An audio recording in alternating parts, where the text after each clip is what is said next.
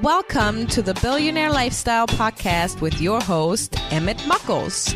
Please visit iTunes, Stitcher, or emmettmuckles.com to listen to all the episodes for free.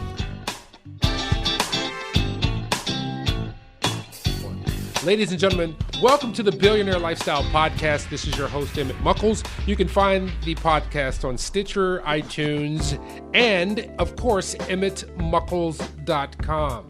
Today, I have a wonderful guest, a very creative guest, someone to help you out. Her name is Leslie Nolan. Happy hot day to you, Leslie. Thank you, Emmett. Thank you for inviting me on your show, and it certainly is a hot day here in New Jersey. Well, you know, we can't complain about it because we have to soak it all up, because in a couple of months we will be wishing we had this kind of weather. That is the truth. So, you're a creative being, but also you're in tune to, you know, having your spirit about you and helping people to, you know, revitalize their creative energies, you know, kind of find themselves. What led you to help people? What led you to your now? That's a good question. So my previous incarnation, I've been in design and marketing. So that was my business model. And a series of changes happened. Some happened to me. Some were, you know, personal happenings for me. One, you know, starting back in, you know, with the change in economy, and then we got hit by Hurricane Sandy here, and then I got married, then I moved, then menopause, and then I became a mama at 50. Wait. Back the truck up. Because I'm 50 as well, or I am 50 now, heading toward 51. You say menopause hit, and then during that process, you had a child, correct? Well, there's different ways of having a child. I did not say I birthed a child, but I did become a mother. Okay. Yes. I was about to say, this is going to be a great one. But still, even because this is my second marriage that I'm on now, and as our marriage deteriorated rapidly, I saw some of the things that my then wife was going through, and I was trying to tell her, like, I understand. No, I have empathy for what you're going through. I can't understand it exactly, but let's ride this out to figure it out, because I know that menopause causes a great deal of change, and this makes a great deal of sense that you're talking to me now, because that's one of the times in lives, you know, when you go through these chemical and physical changes that you feel not sure of yourself, you're not sure of who you were and who you are and who you're going to be. Did that all come into play in your life during this time? Well, I have to say, you know, it's like over a series. So I'm 54 now. So I got married at 46. So it seemed to be kind of succession of changes. You know, I got married September of 2008. So I was in this very kind of happy-go-lucky period. And then the next month, all of my clients are small business owners, and they all just kind of, the first thing they do is they stop advertising, right? Yeah. But I was in this happy place, and everybody was freaking out. But I had this real sense of hope at that time. So I was in like a little bit of wedding bliss bubble, is what I'll call it. So I didn't realize at that time that my entire pipeline of work, I had one contract with the county, but they were all, I'd gone from corporate to all small business owners at the time.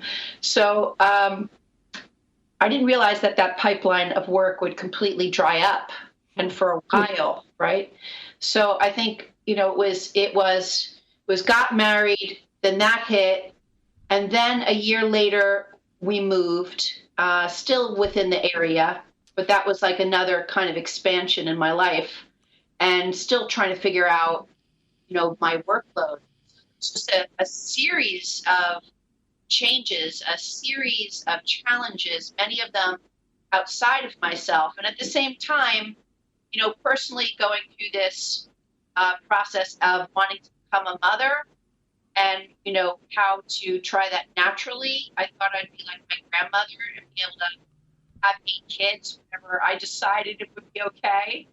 But at that point, I think I was in a bit of denial that my body was 46, and that birthing a child, I mean, it's like if I wanted to create something, I pretty much could create it. So I think I was just in a very big bubble of denial about exactly where I was in my life. So part of it was accepting that and then realizing what choices I had. I mean, I found interesting science projects to my body, but I know if it didn't work out, that would send me into a deep depression. Yeah. So instead I went through the state, was through Division of Youth and Family Services to foster to adopt.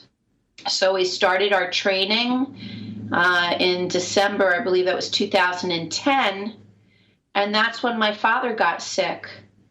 So then there was many months of, driving up to North Jersey and then realizing that my father, he had a few different procedures done and realizing that he was failing and dying. And at that point, I just wanted him to know that, with that child, I wanted him to come back. And I think,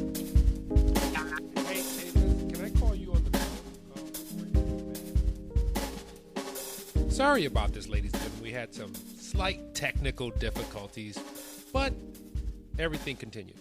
So stay tuned. Be right back. So it was the old days before computers were here, Emmett. So I was doing cut and paste and, mocking up magazines and books, and it was kind of tedious work, but not necessarily full of design. So I started to paint on the side. And then and I would take painting classes that inspired me. I was really always interested in consciousness. So at some point in my 30s, I started to teach painting workshops on the weekend. So I did my design work during the workday, and I would work with small groups doing painting workshops. So it's kind of always been there, but now I've really brought it out to the forefront, and I'm so excited to really hone in on this work and bring together all my skill sets, because I know that this is the great work for me in this world, to help other people really find their creative essence and to focus on what they need to create at this stage of their business or their life. So I want to go back, and I want to talk about let's go back. Yeah, not that far. Just in recent conversation, you have 2 clients. Are their ages similar to each other? No, I think there's probably a good, let me think about this. I'm going to say a good 10, 15-year difference.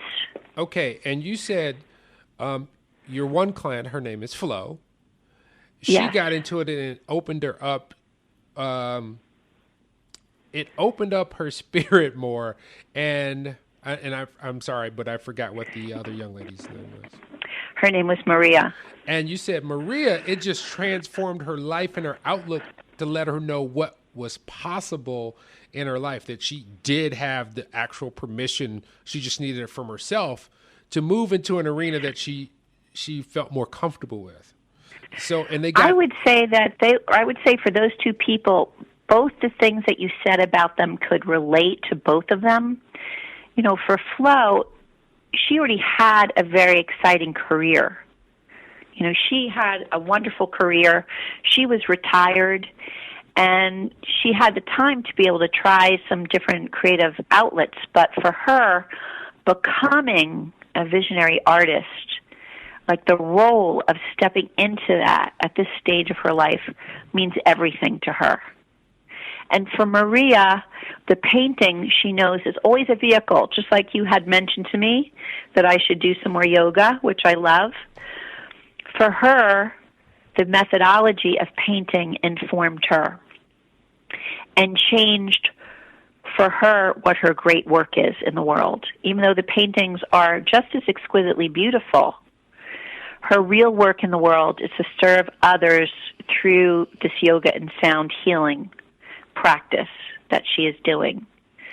So for both people, it's been very inspiring and life-changing, and quite a very deep and personal way, and for that, some of them professionally. So my real focus now is going back to basics with many of the people who I've done business with. As a matter of fact, I'm starting tomorrow with one of my older clients who I used to do design and marketing for, and he is going to come and start one of my painting mentorships. And I'm so excited to work with Mike, one, because he has never, ever, ever painted before. That's what I was about. We had to go back. That's what I was about. Yes, we had to go back and ask. He was into sports.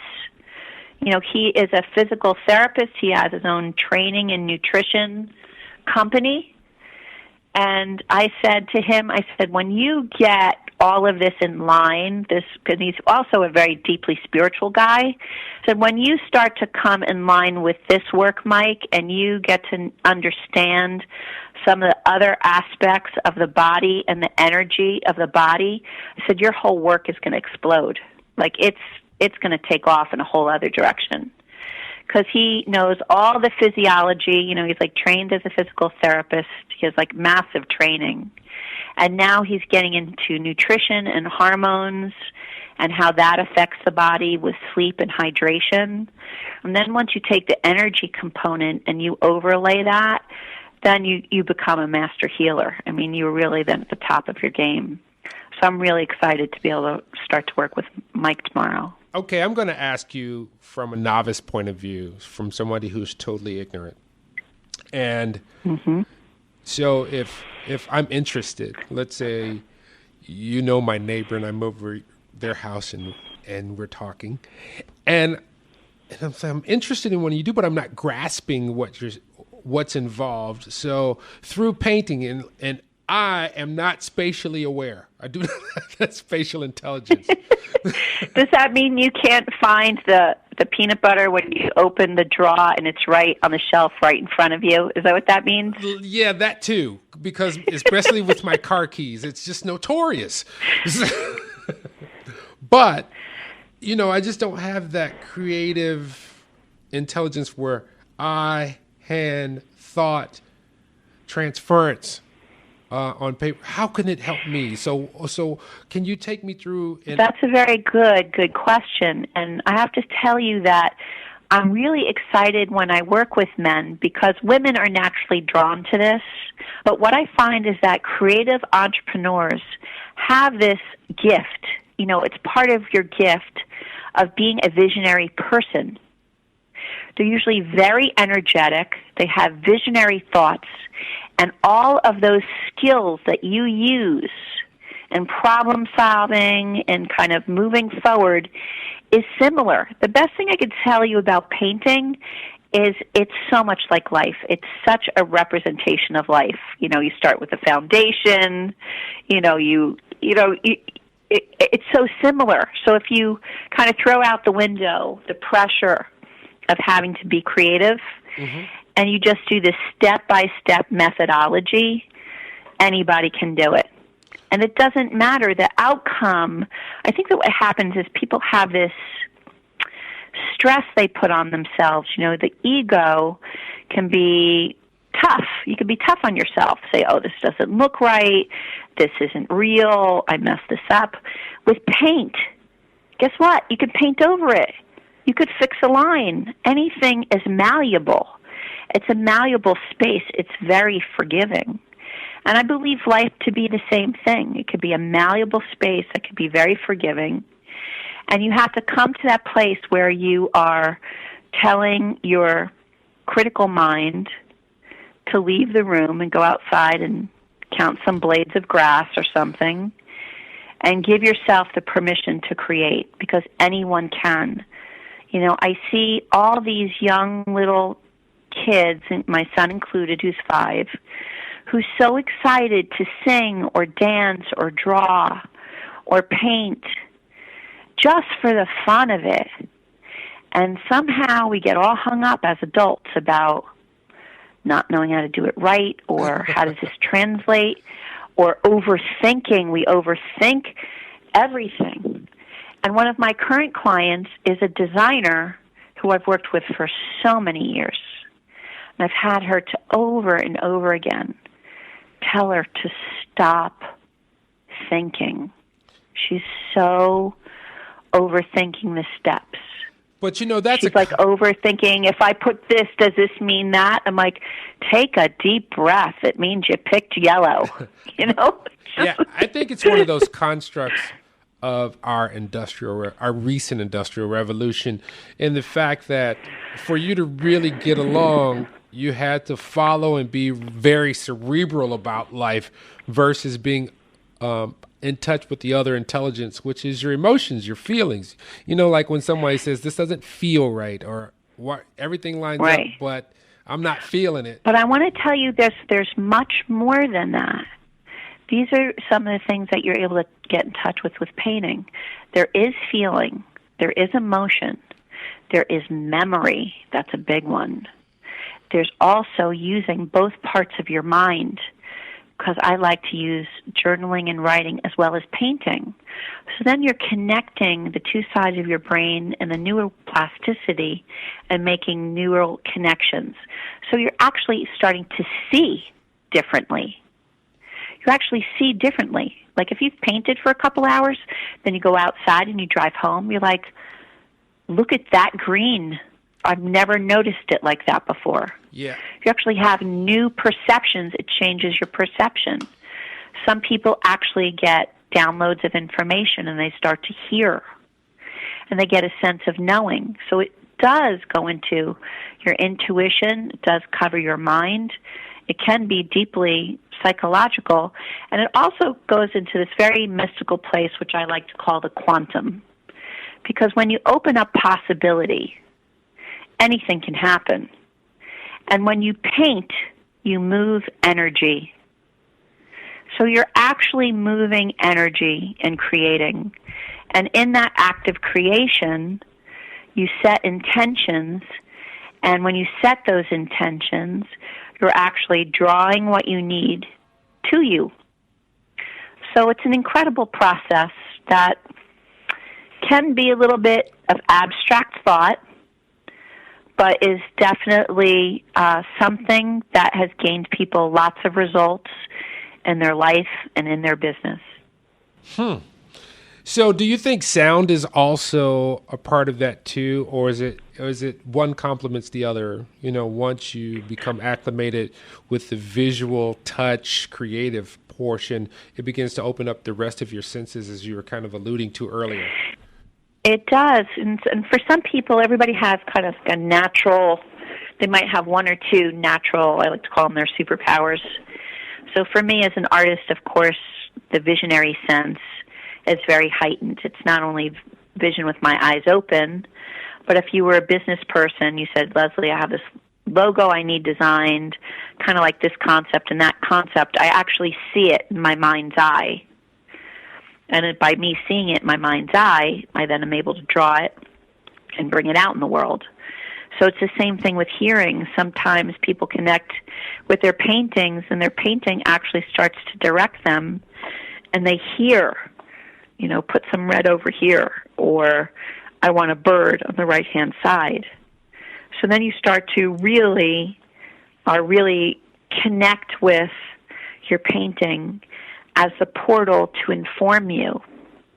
So it's really a fascinating process. Wow. I think you should try it, Emmett. I think you might be right. I may need to try something, because I write a lot I do a lot with music. As a matter of fact, next month I have, and I don't play in a band or anything. It's just this group for the solar convention. It has a battle of the bands. So these people are like, hey, let's put a band together. So I'm going out. Oh, that's cool. And what's funny is, because it was last year too, but I didn't participate because I'm a diva when it comes to music.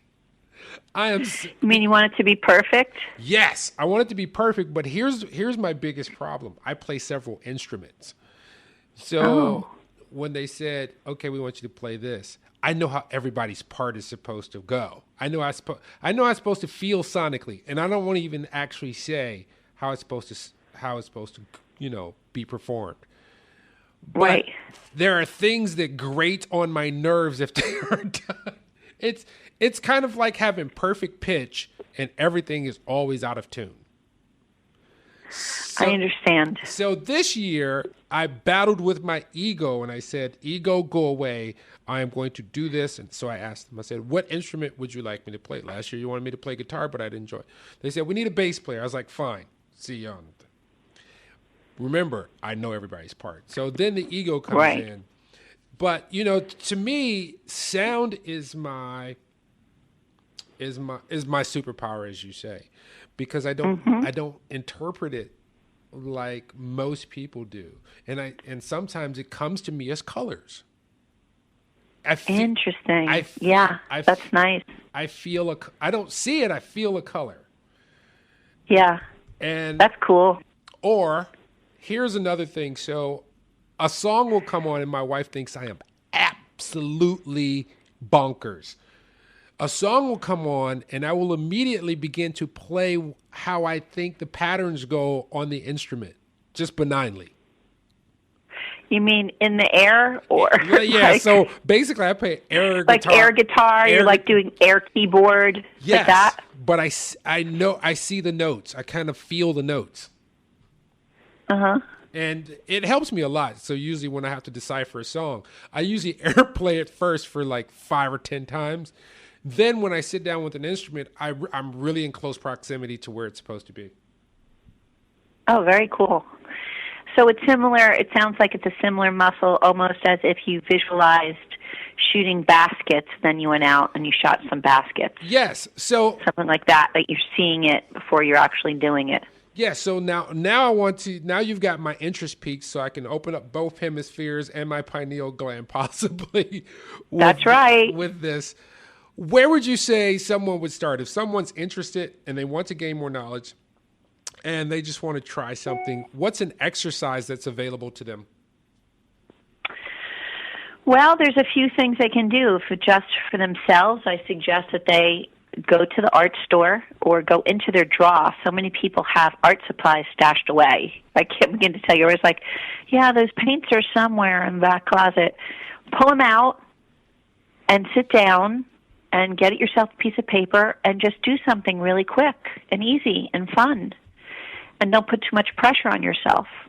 The other thing I suggest that you do is to take yourself on an art date. Go out to some nice galleries or museums in Chicago. I know you have them because I've been there visiting my childhood friend. So I know, I have a beautiful school there, the Art Institute of Chicago, and it's affiliated with, I think, a gallery or a beautiful museum right next to it. Go take in some art, somebody that you might like, or learn about somebody new. And the third thing you could do is you could give me a call, and I could help you get your mojo back. And we'll talk about your creative vision and what you want to create in the world. And that would be at mojo.acuityscheduling.com. God, I like you. That's the art of flow and shameless self-promotion. That was beautiful the way you did Isn't it shameless? And sometimes I want to let you know, very rarely, but sometimes I do hear. So I composed a song for, it's called Leslie's Canon, for my wedding, for my husband, for the walk down the aisle, and it was something that I actually heard many years earlier, was definitely divinely inspired, because that doesn't happen often to me, but sometimes it does happen. So I have and it's cool how they tie together. Very cool. I have a question for you. What if you don't know you're blocked? People know they're stuck. People know they're stuck, and I'll tell you what stuck looks like if you don't know. Somebody says, "How are you doing?"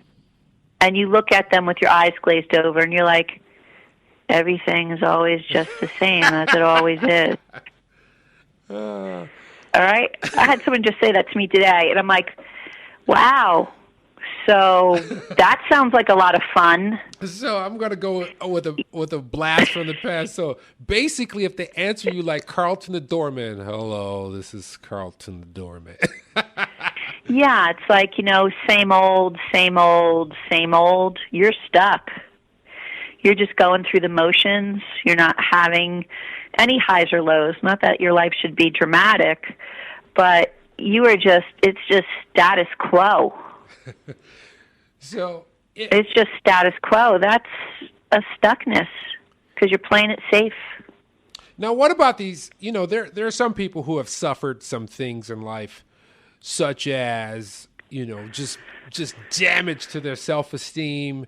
So they're in a very dark place, and that brings me to the topic. So there's like 3 keys to igniting, that inspirational vision, removing those blocks. What are those keys? Because I believe they may tie into those individuals. Sure. So the first one is setting your intention. You have to be very careful about the intention that you set. It must be positive. It's got to be in the present tense. And you have to be very clear about what you say. So first you set your intention. The second thing is it has to be in resonance, meaning intention works if there's some emotion behind it, meaning it might be, and resonance is also known, as you know, can be a sound term or music term, and it's a sound that holds for a long time. And having that resonance has got to tap into an emotion so that this intention remains positive. And then I know there's the third key, which might be actually what I like to do is a little meditation, an internal meditation to source your symbols. So your symbols have to be personal for you, and they have to come from you, not from me. So it's not like, we're mimicking the cover of a magazine or painting what one of the master painters has painted. The image, the symbols, the figures come from a deep place within you, and that is what leads you and makes it really personal in order to help you unlock and unblock. So, getting to that point is, an eye-opener. And most people, we live in a society today where everything's for immediate gratification because so much is available. If you don't like that one, there's an equivalent right here. There's time that takes for people to do this. But are those also some of the things that sabotage people? They're just not understanding who they are or what their purpose is, or something's just been removed from them because of an incident or something like that? Yes. Are you asking, have I worked with folks like that? Yeah, when you find people who are just, and I know these people, I have them in my life, and I kind of keep them at a distance. I will keep them kind of contained because they make very poor choices and they are self-saboteurs. Well, I have to say that we all kind of self-sabotage ourselves in one way or the other, and it can be done very subtly. But if you're talking about a negative personality type, that's a completely different thing. No, I'm not even talking I'm not even talking about a negative personality type, because there are people who are they're wonderful people. They're your friends. You like to hang around them, but in their own circle, in their own nucleus, they sabotage themselves, and you look at them like, why did you decide to do that? Sure. So, some people, I could tell you, are ready to dive deep and do the work. You have to come to a place of authenticity within yourself to be open and to allow it to happen. If you're too resistant, this is not the work for you. Anybody who wants anything immediate, this is definitely not the work for you. But for somebody who's ready to dive deep, who's ready to be in an authentic place because they can't imagine being any other place, they're just tired of the bull donkey and the ridiculousness, and they just want to be in a place of peace within themselves, this is the perfect work to do. And it's time to do it. Yeah, you're right, because I think it is really growing right now. People are awakening to self, and they're awakening to the oneness that we all share, which is really awesome. The problem is you still got the other constituency who are, like I compare it to me and my wife, and I've said this so many times on on the podcast. She is an emotional Einstein, and I would be emotional Steve Urkel. Like just an emotional Neanderthal. I think it's a male thing, Emmett. Just saying. But we are coming through a different time too, because But you wouldn't be doing this work. You wouldn't be having these podcasts. You wouldn't be interviewing these people. You wouldn't be asking these questions if you yourself were not interested in raising consciousness and coming to a place of emotional intelligence. So I would challenge yourself on that. Oh, I didn't. You're at where you're at. Yeah, I understand that about me because I'm a seeker. And I'm a seeker. Yeah, you're a seeker. There's a lot of men who do not ask any questions and are not interested in other people. Yeah. They're just not. So, give yourself some kudos for being where you're at. And I totally agree with you. This is a very big time of awakening to yourself and connecting with your work in the world, not only for yourself, but together. And I was reading something in your bio about body, mind, spirit, and the Trinity, and I'm a big fan, have been a huge fan of that since a teenager. And it's important work. Yeah, so anybody who's doing this we're really light workers for others. I've been told that once or twice, believe it or not. Mm-hmm. So, do you have anything that is available to you?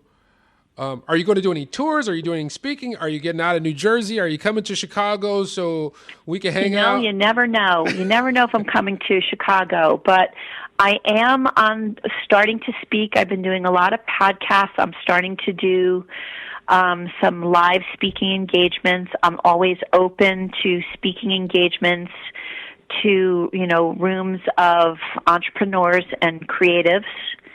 If you know of anything, I'm definitely interested in that. So I'm really putting my speaking hat on and going out on the road, out past my comfort home zone office, which I deeply love. And I also have an offering for any of your folks if they would like some more information. I have a little free ebook. It's the Creative Entrepreneur's Guide to Get Your Mojo Back. Cool. Also, I want to delve into this about entrepreneurs. So when you're working particularly with entrepreneurs, because I know sometimes this is a very purposeful thing for people in their private lives, for their own self, just for their day to day. But as related to entrepreneurs, how is your focus advantageous for them? Because, they tend to be kind of cerebral, but creative at the same time. It depends on the person. I'm going to tell you that it's really the same. Some people think that you're going to have some kind of breakthrough or how's it going to help me in my business? You have to kind of forget about how it's going to help you in your business and go into the process of painting and connect with the imagery and the symbols and start to do the work within the portal of the canvas. And the canvas actually tells you, it directs you. I don't do the work. You do the work. And I just I'm walking on the path with you through the process. So you have to be open to some abstract ideas, even for those who are cerebral. But people who are creative, we kind of speak the same language, even if we're musicians or writers or artists. And as I said, entrepreneurs have a really high vision capacity, and they're very creative souls. and this should be right up their alley. Absolutely. Well, let's go through it again. Now, first of all, I want to be very succinct about how to spell your name and how to get to your website. Sure. So if you could give me that for Leslie Nolan Design, that's Nolan, no D. Yeah, so it's LeslienolanDesign.com. Okay. And to sign up for the session, it would be www.mojo.acuity, ACUITY, scheduling, SCHEDULING.com. And if they like my ebook, Leslie at LeslieNolanDesign.com. What about Facebook, Twitter? You can find me on Facebook. I do have a personal Facebook page, and I have a new business Facebook page. It would be Leslie Nolan, Find Your Creative Power.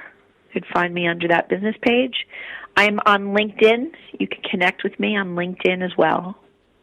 And Twitter, I tried it for a while under the auspices of my cat. And I found it was not for me. Why? What? I mean, Twitter is my thing now. I've divorced Facebook and kind of like. Tell me why you like Twitter.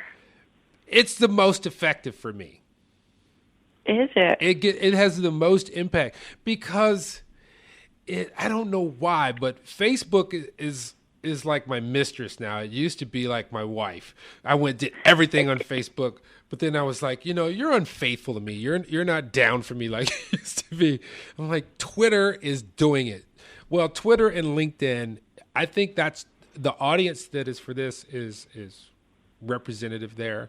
And for some odd reason, I just didn't catch fire on Facebook like I have on Twitter. I mean, any of those things seem, it's a commitment in time. And I couldn't understand this, like these short little broken up messages on Twitter. I just could not get into it. Felt like it's like too much like texting, and I just didn't like it. I got you.